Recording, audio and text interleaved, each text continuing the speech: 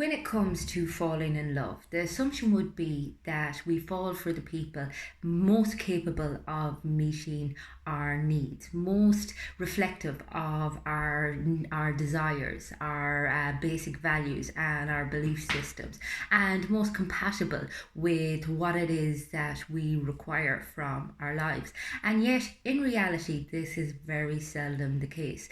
In fact, what we tend to end up doing is seeking out relationships that are reflective of our childhood, so that either reflect our parents' relationship dynamic or reflect the dynamic of our relationship with our primary caregiver.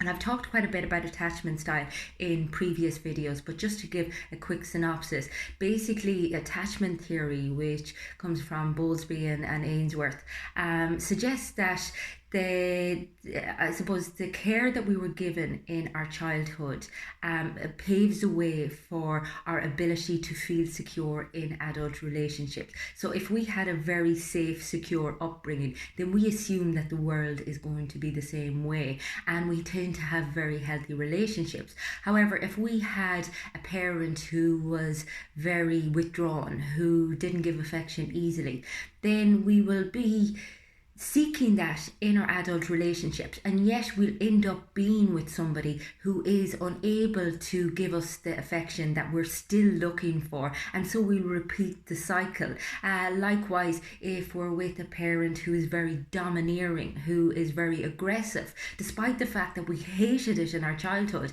we could possibly end up with the same sort of partner, and it's very frustrating for us because we don't even see ourselves doing it. It's done at a very subconscious level. We are drawn to what's familiar as opposed to what is actually good for us. And as I said, we create the relationships that we expect. We create based on our blueprint for what love looks like. And the reality is, love doesn't necessarily look like that. However, that being said, that doesn't necessarily mean that you should pull plant on your relationships, because ultimately all of our relationships are going to have some sort of problem. I mean, there's no relationship out there that doesn't have its hiccups. There's no person out there that doesn't have some aspect of themselves that needs to be healed or needs to be worked on. We all have our insecurities, just some are more pronounced than others. And I suppose relationships are the perfect context for those insecurities, for those pains to be brought to the surface and to actually be healed, to be repaired in a loving manner. And I suppose that's what embodies a healthy relationship, where two partners realize that they have brought their own emotional baggage from their childhood into the relationship, and they're able to reflect it to each other and are able to recognize it in both each other and also in the dynamics of the relationship, and work through it, as opposed to this constant cycle of blame, anger, conflict,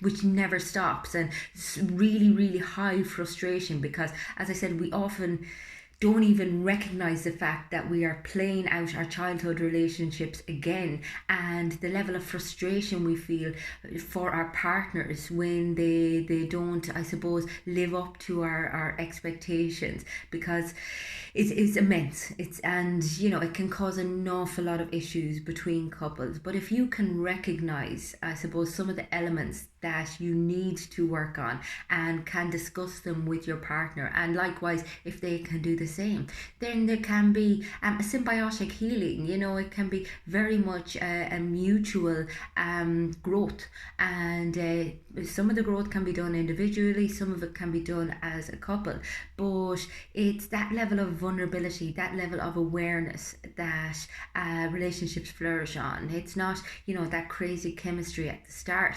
It's realizing what you have brought with you, what idiosyncrasies, what insecurities, and and what you're able to work through, what you're able to heal in the context of the relationship.